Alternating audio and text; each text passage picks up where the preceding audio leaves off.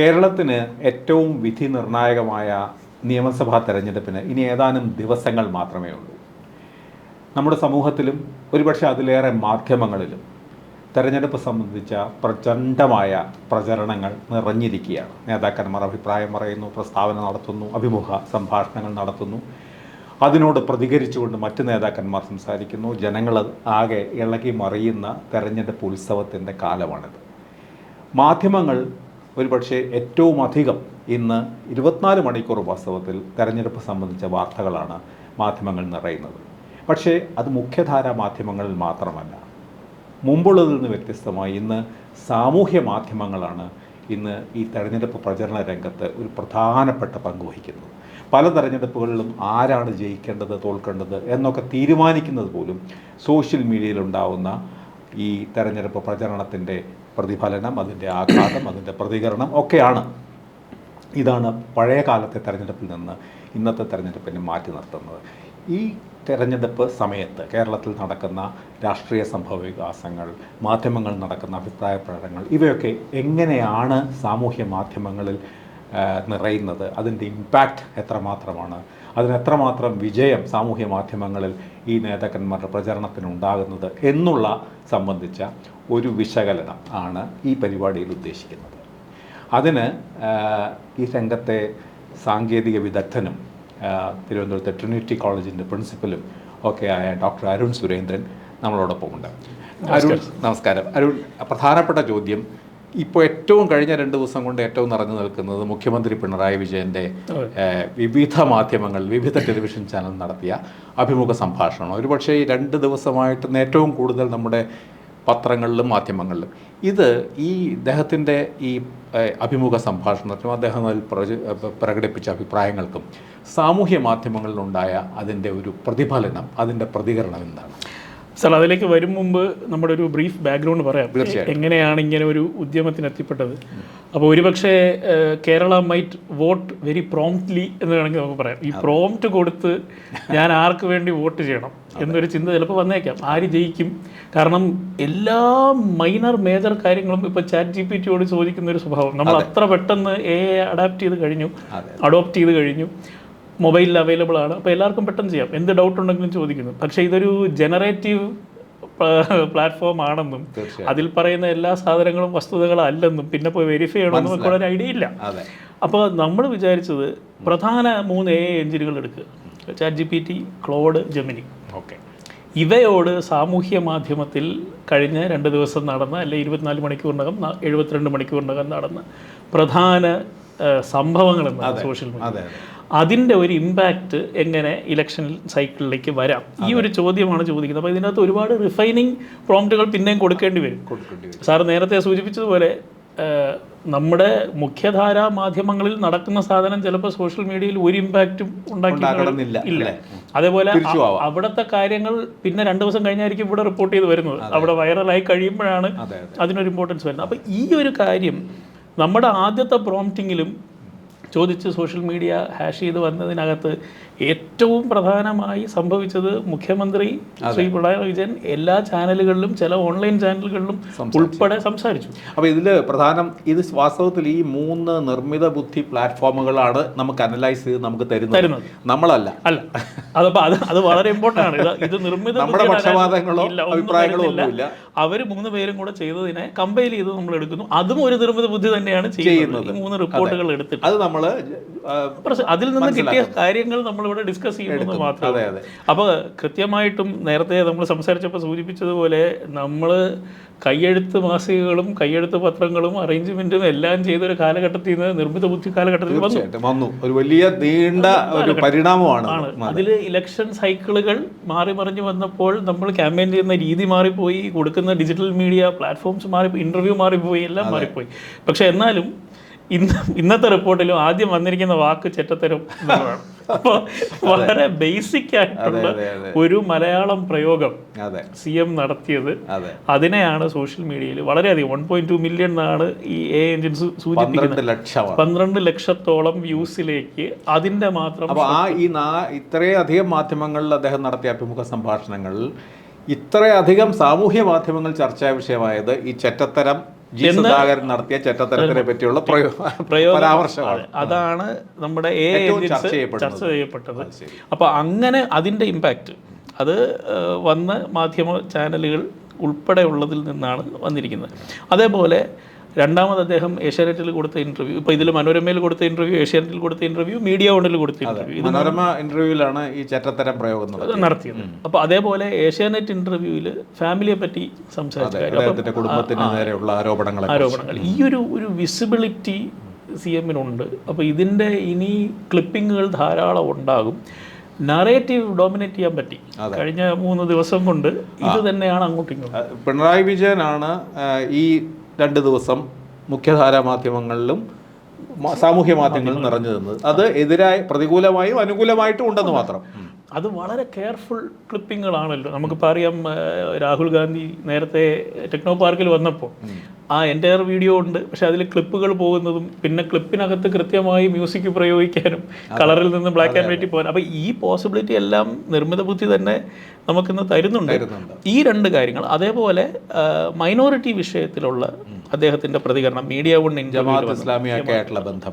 അപ്പോൾ ചുരുക്കത്തിലല്ല മുഖ്യധാരാ മാധ്യമങ്ങളിലും അങ്ങനെ തന്നെയാണ്. ഏറ്റവും വൈകാരികമായിട്ടുള്ള, ഏറ്റവും ഇമോഷണൽ ആയിട്ടുള്ള അഭിപ്രായങ്ങൾ എന്താണ്, ഏറ്റവും സെൻസേഷണൽ ആയിട്ടുള്ള, കാരണം അദ്ദേഹം വികസനത്തെക്കുറിച്ചൊക്കെ വിശദമായി സംസാരിച്ചു എല്ലാ അഭിമുഖത്തിലും, എന്തൊക്കെയാണ് മാറ്റം വരുത്തിയത്. പക്ഷേ ഏറ്റവും കൂടുതൽ സാമൂഹ്യ മാധ്യമങ്ങളിൽ പ്രതികരണം ഉണ്ടാക്കുന്നത് ഇതുപോലെയുള്ള ചില വൈകാരിക പ്രയോഗങ്ങളാണ്, അല്ലേ? അതൊരു ജനറൽ ട്രെൻഡായിട്ടും കഴിഞ്ഞ കുറച്ച് ദിവസങ്ങളായി ഞങ്ങൾ ഈ അനാലിസിസ് ചെയ്യുമ്പോൾ, അതായത് LDFിൻ്റെ പ്രചരണ തന്ത്രം വികസനത്തിൽ ഊന്നിയുള്ളതാണ്.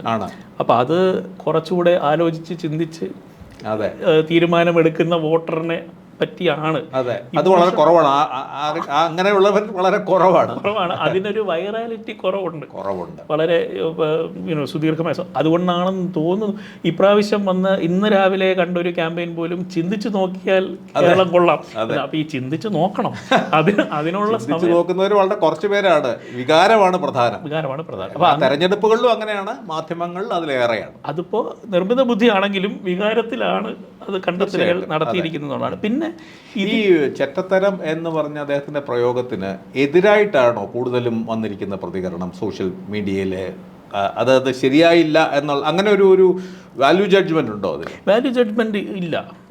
ഇത് വൈറലായി വ്യൂസ്, പക്ഷേ കമൻസ് നോക്കുമ്പോൾ വീണ്ടും കൃത്യമായും 3 മുന്നണികളിൽ ഉള്ള ആൾക്കാർ കമന്റ് ചെയ്തിരിക്കുകയാണെന്ന് വളരെ വ്യക്തമാണ്. സൂചന കണ്ടത് ഈ ചെറ്റത്തരം എന്നുള്ള പ്രയോഗം, അല്ലെങ്കിൽ അദ്ദേഹത്തിൻ്റെ അഭിമുഖമാണ് ഡോമിനേറ്റ് ചെയ്തത്, ഏറ്റവും കൂടുതൽ മേധാവിത്വം വഹിച്ചത്. അങ്ങനെയാണെങ്കിലും ആ മേധാവിത്വത്തിനെ ഒരു അർത്ഥത്തിൽ എന്താ പറയുക, അതിനെ നേരിടാനോ അല്ലെങ്കിൽ അതിനെ മറികടക്കാനോ അതിൻ്റെ ആ സ്വഭാവം, ആ ചെറ്റത്തരം എന്നുള്ള പ്രയോഗം മഹാമോശമായി എന്നുള്ള UDF അത് കൃത്യമായിട്ട് മറ്റ് 2 മുന്നണികളും ഉപയോഗിച്ചു, കൃത്യമായിട്ട് ഉപയോഗിച്ചിട്ടുണ്ട്. അപ്പോൾ അതിൽ വന്ന മേൽക്കൈ പിന്നോട്ട് പോകുന്ന തരത്തിലാണോ ഇത്? ഇവരുടെ റെസ്പോൺസ് അങ്ങനെ ഒരു രീതിയിൽ കൊണ്ടുവന്നത് കൊണ്ട്, അതായത് ഇപ്പോൾ AI നമ്മളോട് പോയിന്റ് ഔട്ട് ചെയ്തത് ചാണ്ടി ഉമ്മൻ്റെ ഒരു പ്രസംഗമാണ്.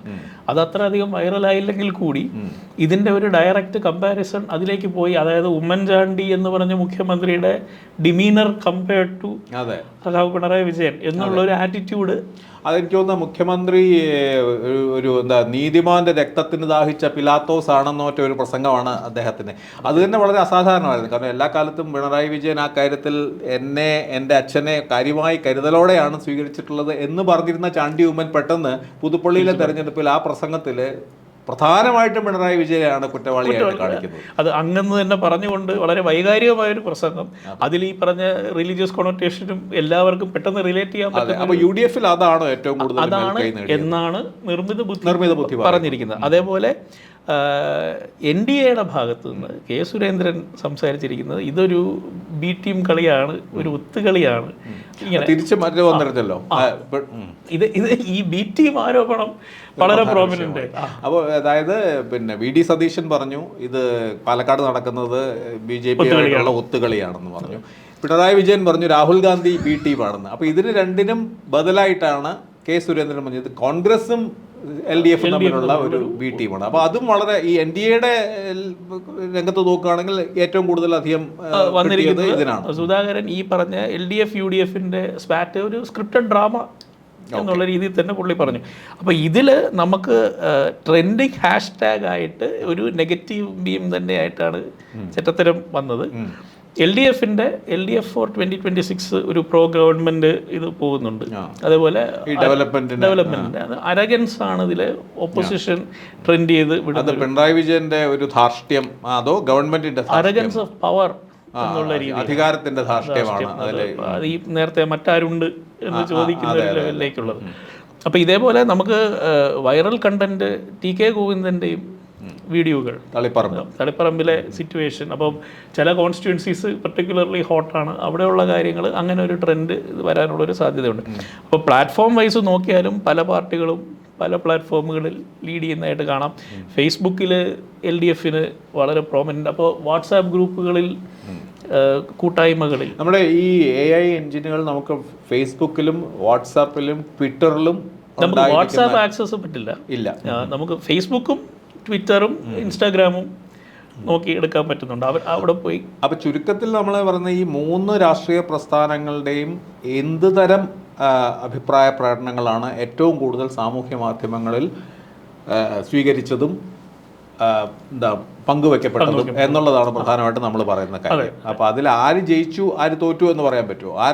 ആർക്കാണ് ഈ കഴിഞ്ഞ 2 ദിവസമെങ്കിലും മേൽക്കൈ ഈ ഡോമിനേറ്റ് ചെയ്തത്? അങ്ങനെ ഇപ്പോൾ ഒരു കീ ടേക്ക് അവേ ആയിട്ട് ഉദ്ദേശിക്കുകയാണെങ്കിൽ LDF ഇത് സക്സസ്ഫുള്ളി ഇന്റർവ്യൂസ് വഴി അത് ഡോമിനേറ്റ് ചെയ്തു. പിണറായി വിജയന്റെ ഇന്റർവ്യൂസ് ഡോമിനേറ്റ് ചെയ്തു. പക്ഷേ ബാക്ക് ഫയർ ചെയ്ത് വന്നത് ഈ ഒരു ചില പ്രയോഗത്തിലുള്ള പ്രശ്നങ്ങളുണ്ടായി.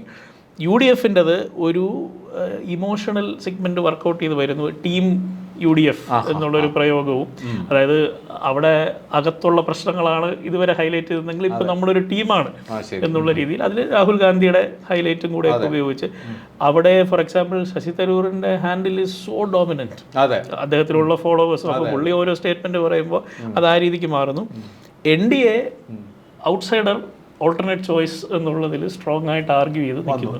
ഈ കഴിഞ്ഞ 3-4 ദിവസത്തിൽ NDAയുടെ ഏറ്റവും അധികം എന്താ പറയുക, ഏറ്റവും കൂടുതൽ ഒരു സാന്നിധ്യം അറിയിച്ചത് പാലക്കാട്ട് ഈ രമേശ് പിഷാരടിയുടെയും ഒക്കെയാണോ? NDA ചില പോക്കറ്റുകളിലാണ് അവർ ഹൈലൈറ്റ് ചെയ്യാൻ വേണ്ടി ശ്രദ്ധിക്കുന്നത്. അതിൽ പാലക്കാടാണ് ഇപ്പോൾ വളരെ ഡോമിനൻ്റ് ആയിട്ട്. ശോഭാ സുരേന്ദ്രൻ വേഴ്സസ് രമേശ് പിഷാരടി ഒരു ഇൻഫ്ലുവൻസർ ആയതുകൊണ്ട് ആണ് കൂടുതൽ സ്വീകാര്യത കിട്ടിയിരിക്കുന്നത്. അതെ, സിമിലർലി നിയമം വരുമ്പോൾ ഇപ്പോൾ ഒരു 3-വേ ഫൈറ്റിന് അവിടെ കളമൊരുങ്ങി എന്നുള്ളതും. അപ്പോൾ BJPക്ക് അങ്ങനെ അവരുടെ A ക്ലാസ് മണ്ഡലങ്ങൾ എന്ന് വിളിക്കുന്ന സ്ഥലത്തേക്ക് ശ്രദ്ധ പോയിട്ടുണ്ടെന്ന് തോന്നിയിട്ടുണ്ട്. ഇതിൽ ഏത് പാർട്ടികളാണ് അല്ലെങ്കിൽ ഏത് മുന്നണികളാണ് സജീവമായി വളരെ കൃത്യമായി സോഷ്യൽ മീഡിയയും കൂടെ ഫോക്കസ് ചെയ്ത് ഈ പ്രചരണം നയിക്കുന്നതെന്ന് പറയാൻ പറ്റും? 3 പേർക്കും ഉണ്ട് സാന്നിധ്യമുണ്ട്. 3 പേരുടെയും ആറ്റിറ്റ്യൂഡിൽ വ്യത്യാസമുണ്ടെന്ന് തോന്നുന്നു. CPMന് ഗ്രാസ് റൂട്ട്സ് ക്യാമ്പയിനും ഓർഗനൈസേഷനും വളരെ ശക്തമാണ്. UDF ഇപ്പോഴാണ് ഇത് ഏറ്റെടുത്ത് മുന്നോട്ട് വരുന്നത്. NDAക്ക് വളരെ സ്ട്രോങ് ഡിജിറ്റൽ ബാക്കിംഗ് ആദ്യം മുതലേ നാഷണൽ ലെവലിലുണ്ട്. അതിപ്പോൾ കേരളത്തിൽ പ്രതിഫലിച്ചു തുടങ്ങുന്നു.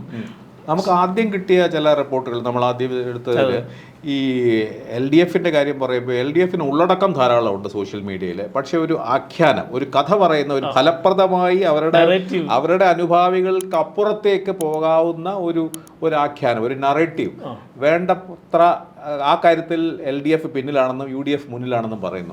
3 എഞ്ചിനുകളും ആ രീതിയിലാണ് അവർ ഇതുവരെ കണ്ടത്. അതെങ്ങനെയാണെന്ന് വിശദീകരിക്കുന്നത്? എന്താണ് അവർ നറേറ്റീവ് എന്ന് പറഞ്ഞാൽ? അവരുടെ അനുഭാവികൾക്കകത്ത് ഒതുങ്ങി നിൽക്കുന്ന തരത്തിലുള്ള പ്രചരണമാണ് LDF എന്നാണോ എന്നാണ് ഇപ്പോൾ തൽക്കാലം 3 പേരും പറയുന്നത്. അതായത് നിങ്ങളുടെ ബേസ് ഉണ്ട്, ആ ബേസിന് വളരെ സാറ്റിസ്ഫാക്ടറി ആയുള്ള രീതിയിൽ ക്യാമ്പയിൻ പോകുന്നു. പക്ഷെ അതിനപ്പുറത്തേക്കുള്ള UDF അത് സാധിക്കുന്നുണ്ട്. UDFന്റെ ലാസ്റ്റ് വന്ന റിപ്പോർട്ടുകളിൽ ആദ്യം K സുധാകരൻ ഡോമിനേഷനിൽ പോയി. അത് കഴിഞ്ഞ് ഇപ്പൊ അതിനുശേഷം ഹൈക്കമാൻഡ് ഇടപെടുന്നു. എന്നിട്ട് ഇവിടെ ഒരു ടീമാണ് എന്ന് സംസാരിച്ച് തുടങ്ങുന്നിടത്ത് ആ ഒരു രീതിയിലുള്ള ഒരു മാറ്റം. BJPയുടെ എന്താണ് NDA ആദ്യം മുതൽ തന്നെ മാറാത്തത് ഇനി മാറും, അതിനൊരു ഇമ്പാക്ട് ഉണ്ട്, അതിനൊരു ട്രാക്ഷൻ ഉണ്ട്, മാറ്റം എന്നുള്ളത്. അപ്പൊ ഈ എഞ്ചിനുകൾ മലയാളം പിക്ക് ചെയ്യുമ്പോൾ നമുക്ക് നല്ല തമാശയാണ്. ഇവർ ഇത് പിക്ക് ചെയ്ത് പറയുമല്ലോ. അപ്പോൾ ഈ സ്ലോഗൻസ് ചിലത് പിക്ക് ചെയ്ത് പറയും, ചിലപ്പോൾ ChatGPT സ്വന്തം സ്ലോഗൻ ഉണ്ടാക്കിയിടും. അപ്പം അത് നല്ലതായിരിക്കും നമുക്ക് തോന്നിപ്പോകും. പക്ഷെ മാറ്റം എന്നുള്ളത് ഇവരുടെ NDAയുടെ പ്രചരണത്തിന്റെ ഒരു പരിമിതി, അതൊരു ചില പ്രദേശങ്ങളിൽ ചില പോക്കറ്റുകളിൽ ഒതുങ്ങി നിൽക്കുന്നു അക്രോസ് സംസ്ഥാനം മുഴുവൻ പിന്നെ സ്വാധീനിക്കാവുന്ന തരത്തിലുള്ള ഒരു നറേറ്റീവ് അവർക്ക് ഇല്ല എന്ന് പറയുന്നുണ്ട്. ഈ മാറ്റമുണ്ട്. അതല്ലാതെ ഇത് കറണ്ട് പാലക്കാട് ഡോമിനൻസ് വരുന്നതിന് മുമ്പ് എടുത്ത 1-2 റിപ്പോർട്ടുകളിൽ പറഞ്ഞിരുന്നു കൺസിസ്റ്റന്റ് മെസ്സേജിങ് BJP-യുടേതാണ് വരുന്നത്, though not widespread, consistent ആയിട്ട് ഈ വികസനത്തിന്റെ കാര്യത്തിൽ വികസിത കേരളം എന്നുള്ള നറേറ്റീവ് എടുക്കുന്നുള്ള. ഇതിൽ ഏറ്റവും ഇൻട്രസ്റ്റിംഗ് ആയിട്ടുള്ളത് ഡേ ടു ഡേ ഇത് മാറുന്നുണ്ട്. ഓരോ ഇൻസിഡൻറ്റും ഓരോ ഇൻ്റർവ്യൂവും കഴിയുമ്പോഴും ചില ബൈറ്റുകൾ വരുമ്പോൾ ഈ സാധനം മാറുന്നു. അതുകൊണ്ട് നമുക്കൊരു 2-3 ദിവസത്തെ അഗ്രഗേറ്റ് ചെയ്ത് എടുക്കുമ്പോഴാണ് ഏകദേശ ട്രെൻഡ്. പിന്നെ ഇത്രയും പെട്ടെന്ന് വന്നൊരു ഇലക്ഷൻ നമ്മൾ ആരും കണ്ടിട്ടില്ല. 2 ആഴ്ച കൂടെ സമയമുള്ളൂ. ഇത് ബിടെക്കിന് അവസാനം പഠിക്കുന്ന പോലെ ലാസ്റ്റ് 2 ആഴ്ച കൊണ്ട് പെട്ടെന്ന് പോയി. എന്നാലും നമ്മൾ കഴിഞ്ഞ ഒരാഴ്ച എടുക്കുകയാണെങ്കിൽ അല്ലെങ്കിൽ ഒരു 4-5 ദിവസം എടുക്കുകയാണെങ്കിൽ ഈ 3 മുന്നണികളിലും വിജയി സാമൂഹ്യ മാധ്യമങ്ങളിൽ പ്രചരണ രംഗത്തെ വിജയി ആരാണെന്ന് പറയാൻ പറ്റുമോ? ഇപ്പോൾ ഇതിന് അങ്ങനെ ഒരു ഉത്തരം പറയാൻ പറ്റില്ല. കാരണം പിണറായി വിജയന്റെ ഡോമിനേറ്റ് ചെയ്തു എന്ന് പറയാം. പക്ഷേ അതിലൊരു ചെറിയ പ്രശ്നം ഉണ്ടായി. അതുകൊണ്ട് ഏതാണ്ട് ഷെയറിംഗ് ദി സ്പോയിൽസ് ഈക്വലി എന്ന് വേണേൽ ഇപ്പോൾ പറയാം. അപ്പോൾ ഇതിനെപ്പറ്റി നമുക്ക് സൈക്കോളജിക്കലി ഒരു അനാലിസിസ് നടത്തിയാൽ ബെറ്റർ ആയിരിക്കും. ഇങ്ങനത്തെയുള്ള പ്രചരണത്തിൻ്റെയും ചില മുദ്രാവാക്യങ്ങളും എങ്ങനെയാണ് സമൂഹത്തിൽ അതിനെ എങ്ങനെ സ്വീകരിക്കപ്പെടുന്നു, അതിൻ്റെ മനഃശാസ്ത്രപരമായി അതിനെ എങ്ങനെ സമൂഹത്തിനെ സ്വാധീനിക്കുന്നു എന്നുള്ളതാണ്. അത് ഇത് വളരെ ഇമ്പോർട്ടൻ്റ് ആവുന്നത് പ്രചരണം കൊണ്ട് എന്തെങ്കിലും പ്രയോജനമുണ്ടോ? അതെ, നമ്മൾ വളരെ പ്രബുദ്ധരായ മലയാളി ജനത വളരെ മുമ്പ് തന്നെ നമ്മുടെ മനസ്സ് ശരിയാണോ എന്നുള്ളത്, പ്രചരണത്തിന് എന്തെങ്കിലും ഫലം ഉണ്ടാവുമോ എന്നുള്ളത്. അപ്പൊ അതറിയാൻ വേണ്ടിയിട്ടാണ് നമ്മളൊരു മനഃശാസ്ത്ര വിദഗ്ധനെ ക്ഷണിക്കാം.